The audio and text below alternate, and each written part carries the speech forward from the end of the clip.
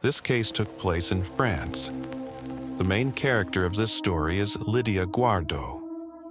She was born on November 13, 1960, in a city called Maison-Alfort in the Val-de-Marne department, which is located 9 kilometers from Paris.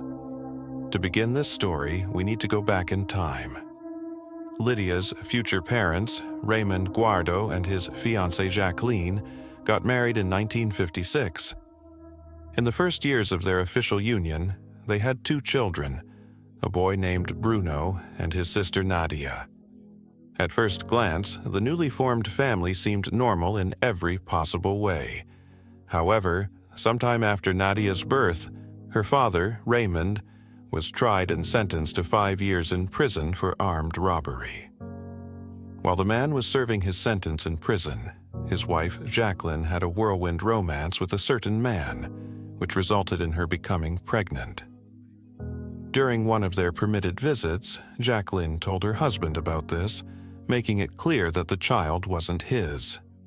Despite this, Raymond took the information with understanding and expressed his desire to acknowledge the child who was the product of his wife's extramarital relationship. Soon after, a girl was born who was christened Lydia Guo. Years later, the man was released from prison.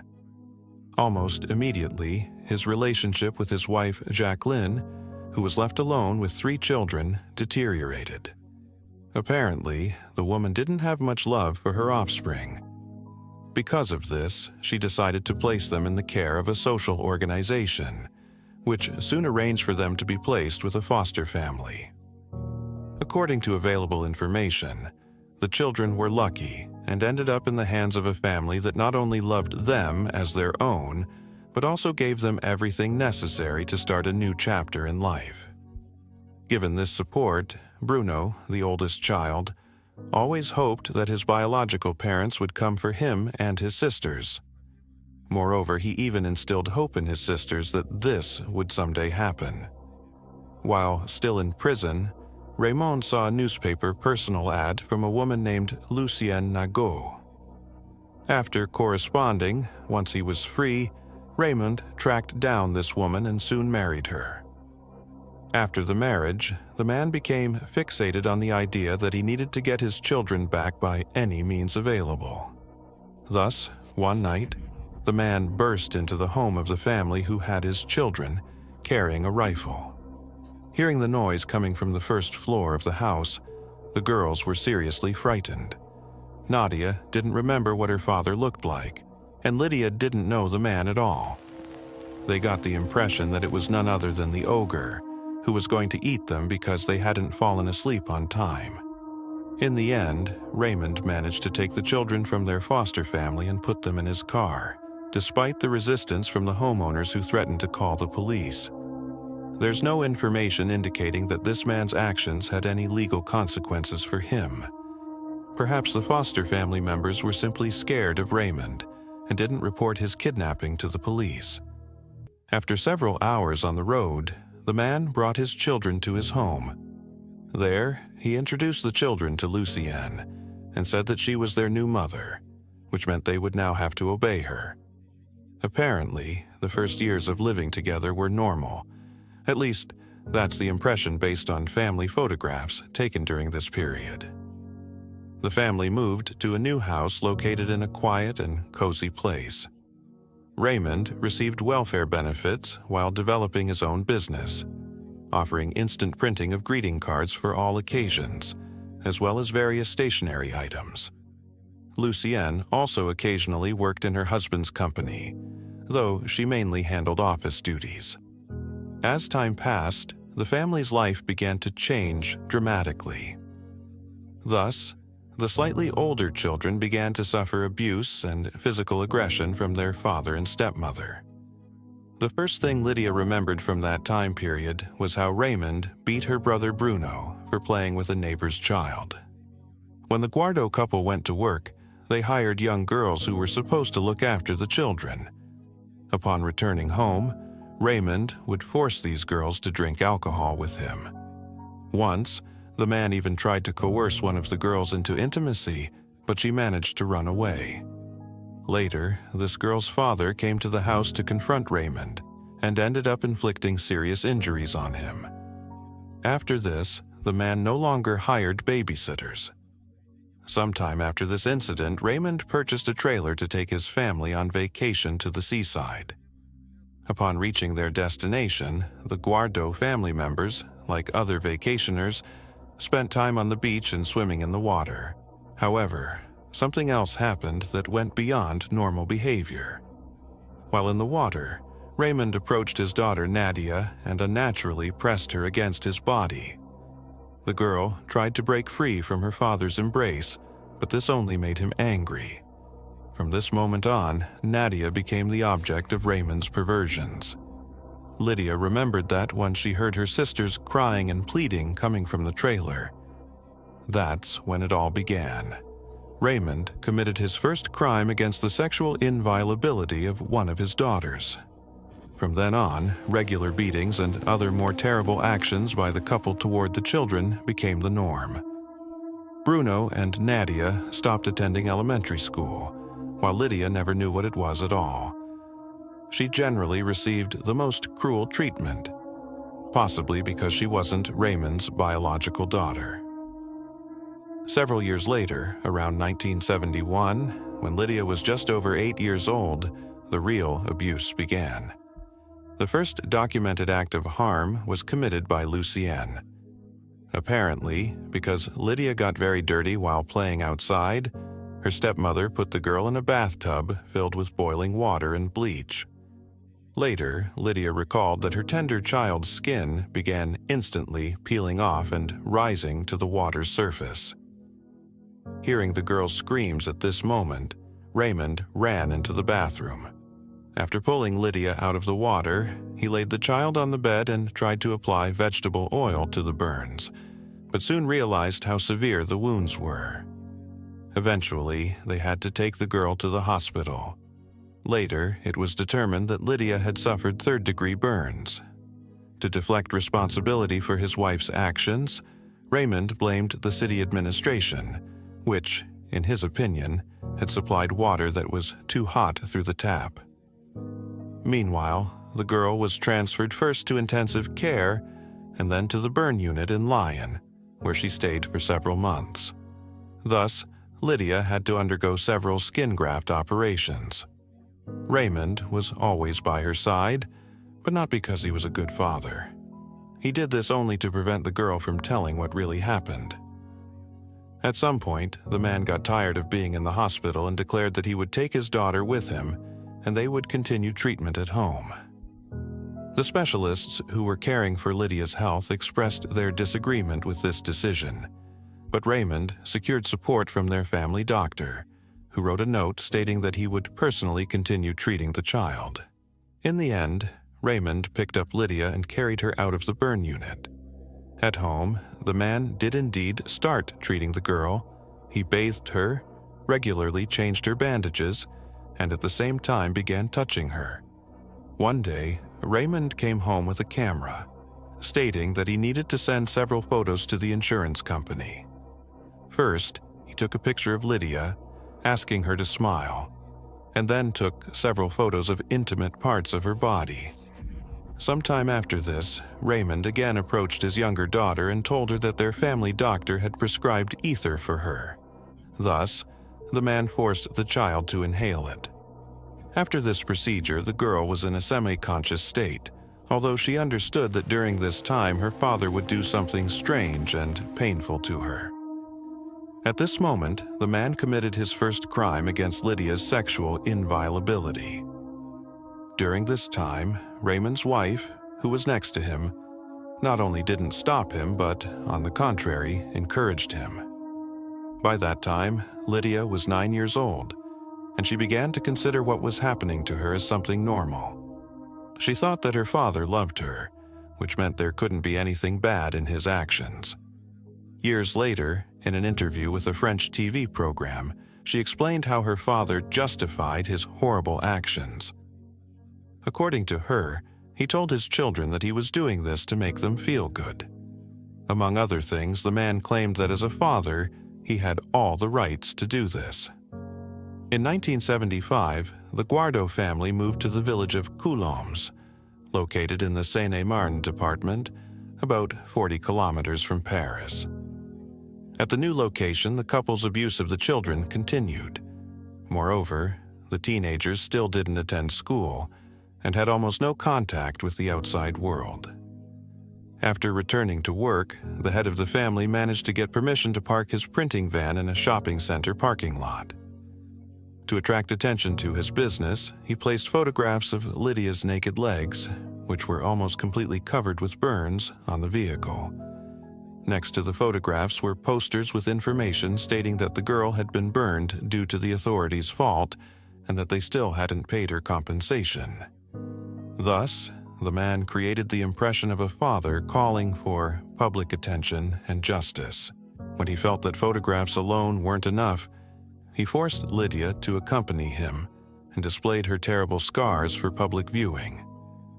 Then, taking advantage of people's pity, he easily sold his goods and filled his pockets with money. Bruno was the first to decide to put an end to Raymond and his wife's abuse. Once, he and his sisters had already tried to run away, but were soon found and punished. However, after that failed attempt, the 15-year-old young man, who had endured years of physical aggression, finally managed to escape. According to some reports, the youth approached law enforcement representatives and told them about the situation in his parents' home. Despite this, the authorities didn't want to investigate what they heard and simply placed the teenager in another foster family. Meanwhile, the young man's sisters continued to suffer due to their father's proclivities. As the girls grew up, their breasts began to develop. Noticing this, Raymond began binding them with elastic bandages so tightly that his daughters had difficulty breathing. The bandages themselves eventually turned into foul-smelling rags, as the man forbade removing them for several months. He didn't want anyone but himself paying attention to his daughters. Several years later, Bruno reappeared. The now grown young man returned for his sister Nadia, who had reached legal age by then. In the end, he managed to save her, while Lydia remained in danger. Her room became the dark and damp attic of the house, where Raymond, knowing no fear, gave free rein to all his perversions against her 3 times a day. Lydia never forgave her sisters and brother for leaving her there. She didn't resign herself and managed to run away from home multiple times, but her father spread information that his youngest daughter suffered from mental illness, so when she approached the authorities, they immediately returned her home. Thus, after another escape attempt, Raymond even chained her up. When Lydia turned 18, her father decided it was time for her to bear his children. The man was so eager to bring his idea to life that after each act of intimacy, he would tie the girl's legs together, supposedly to increase the chance of pregnancy. At 19, Lydia became pregnant for the first time, and she spent almost all of the following 9 months tied up. This was how the man wanted to prevent any possible abortion attempts by the girl. Lydia gave birth to her first child on December 8, 1982. The boy was named Raymond after his father. Subsequently, Lydia didn't stop trying to escape, but Raymond caught her time and again and severely punished her.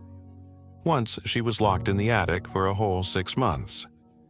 During this time, her father and stepmother repeatedly abused her, often using improvised tools and kitchen utensils. Rats became the girl's only friends. The first child was followed by 5 more children, who were born between 1986 and 1996. According to some reports, the last child, a boy named Rudy, wasn't Raymond's son and was conceived by Lydia during one of her escapes. The children were, of course, their father's great pride. Initially, they didn't even know who their real mother was. Neighbors, grocery store owners, and even local authorities came to greet the head of the large family and express their respect. Raymond, in turn, didn't hide the origin of his children. This information was something like an open secret. Each time Lydia prepared for childbirth, the man would take her to a hospital located outside their district and, under threat of death, force her to say that he was her partner and the father of the children. Raymond knew perfectly well how to manipulate the girl, and Lydia simply had no strength or means to resist him. The end of this story came in 1999. Being diabetic, Raymond Guardo began to seriously ill. In general, he never took care of his health. One day, it suddenly deteriorated, and several toes on his left foot were amputated. After the operation, the man again ignored the doctor's recommendations and thus brought himself to a critical condition. One day, Lydia came to visit him in the hospital, and she was informed that he had died the previous night from pulmonary embolism. Hearing this news, the girl burst into tears. She seemed to instantly forget everything that had happened to her because of the deceased. Later, Lydia herself couldn't explain the reason for such a reaction to the death of the man who had abused her for so long. Perhaps it was because Raymond, despite everything, was the only constant component of her unhappy life. Leaving the hospital building, the girl remembered how once Raymond had forced her to swear that she would end her life immediately after his death. Apparently, the years of control exercised by the deceased man had affected Lydia's consciousness. She drove to the nearest bridge and jumped into the river without hesitation. She lost consciousness during the fall, and when she came to, she was surrounded by rescuers who had pulled her from the water. At this moment, she realized that the horror of the past was behind her. Thus ended a story full of abuse, aggression, and confinement that had lasted for 28 years. So, Lydia finally became free. To her own regret, she felt no satisfaction whatsoever from justice being served regarding Raymond. After her liberation, Lydia still faced several difficult trials. Being illiterate and unemployed, she had to rebuild her life from scratch. Additionally, she needed to establish relationships with her children, who had been raised by her father and stepmother while being denied any communication with her. Fortunately, after many years of ignoring the existing problem, the authorities provided her with support. Thus, Lydia was initially allowed to continue living in the house where she had been held captive. However, she no longer dared to go up to the attic, as that was where she had endured unspeakable abuse.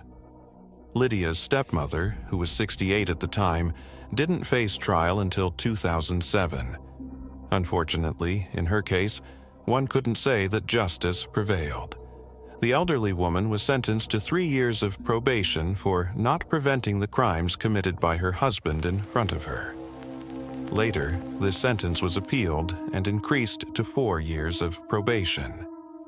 In 2008, when the media was going crazy over another case of long-term confinement of a woman, Lydia gathered her courage and told everyone about her own experience. She was still illiterate, but through collaboration with journalists and writer Jean-Michel Rade, she was able to publish a book in which she described her thorny path to freedom. Among other things, in her book she criticized various government agencies which, according to her, during her escape attempts would return her to hell without even trying to understand the situation. In the book, Lydia paid special attention to her stepmother, a woman who, throughout all these years, not only remained on the sidelines, but also actively participated in acts of physical aggression against her and other children. Medical workers who so often treated her injuries, such as burns, bruises, and cuts, didn't escape criticism either. According to the woman, medical facility staff simply turned a blind eye to obvious facts of abuse and preferred to stay uninvolved. For roughly the same reason, Lydia criticized her neighbors. In her opinion, these people heard children's screams on a daily basis, but despite this, didn't dare to contact any social organization and ask their staff to visit their house. And finally, Lydia reproached the entire French justice system for inaction, which had handed down, to put it mildly, an incomprehensible sentence to her stepmother. After her book was published, the public learned about the horror she had to go through. At this point, Lydia stated that she finally didn't feel alone. She noted that during the writing process, there were people who said she shouldn't talk about what happened to her because there were quite personal details. However, she believed that victims of such crimes should talk about everything because that's how other people could be saved. In 2014, a book titled Ordinary Incest was published by ethnologist Leonore Lex, a researcher at France's National Center for Scientific Research, one of the world's most prestigious institutions. In this publication, the author told about Lydia's case based on a year-long ethnographic study conducted in the city of Coulommiers, where the main events took place. Leonore tried to understand why none of the residents condemned Raymond's actions or reported the facts of abuse to law enforcement. Perhaps the answer to this question was hidden in a phrase uttered by one of the interviewed residents. Answering the author's question, this person said that, in his opinion, what happens behind house doors should stay there. Sometime after Lydia gained her freedom, she met a man named Sylvain Skirla. Sylvain, apparently, was the person who came into the woman's life to heal her soul from severe pain. Soon after meeting, the couple married and had 2 children. Lydia said she found hope in her husband. Having found happiness in life, the woman gave several more interviews to the media and also participated in creating several documentary films about her story. Sylvain always accompanied her. Although she tried not to put her relationships on display, she still lives with an indelible scar from her captivity. Moreover, the scars on her body constantly remind her of this. In the late 2000s, Lydia, with the support of a lawyer, approached the Judicial Commission to receive payments that were due to victims of various crimes. In her appeal, she claimed that in addition to torture and abuse from her guardians, she was denied the opportunity to receive an education, which undoubtedly complicated her job search. Moreover, she wasn't even registered in the Social Security system, as she still couldn't write and therefore couldn't fill out the necessary documents on her own. Among other things, the appeal stated that as a result of burns received at an early age, she had acquired a certain degree of disability. Thus, several things were important for Lydia. First, to have her victim status legally recognized. Second, she wanted to receive funds from the state to buy a house so she would never have to return to the place where she was tortured. Third, to be able to both receive and pay for individual lessons as part of a general educational program. On November 16, 2009, it was announced that the Commission for Compensation of Crime Victims awarded Lydia a monetary sum of 100,000 euros. Compensation was also provided to her children, whom she had with Raymond. As it became known, they all found normal, stable jobs, rebuilt their lives, and created their own families. Today, Lydia is 61 years old. Her path to a normal and full life was long and thorny. Her scars, both emotional and physical, required specialized treatment for a long time. However, with the support of her husband, she was able to start living anew. She always appeared as a strong and cheerful woman, despite everything. Later, she resumed communication with her brother and sister. Nevertheless, by her own admission, she is still angry at Bruno for not taking her with him back then. Each day, opening the front door of her own house, she takes a deep breath and with a racing heart remembers the moment in her life when the door couldn't be unlocked. If you enjoyed this video, don't forget to like and subscribe to the channel so you don't miss out on more stories hiding dark secrets like this one. Thanks for watching, and remember, sometimes people aren't who they seem to be. See you in the next video.